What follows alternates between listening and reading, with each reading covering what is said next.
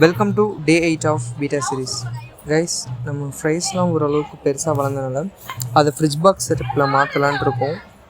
So நம்ம friend தான் இந்த ஃப்ரிட்ஜ் பாக்ஸ் கொடுத்தாங்க. யூஸ்வலாக கொஞ்சம் ரேட் அதிகமாகவே இருக்கும். நம்ம ஃப்ரெண்டுங்கிறனால இதை ஒரு 250K வாங்கிட்டோம்.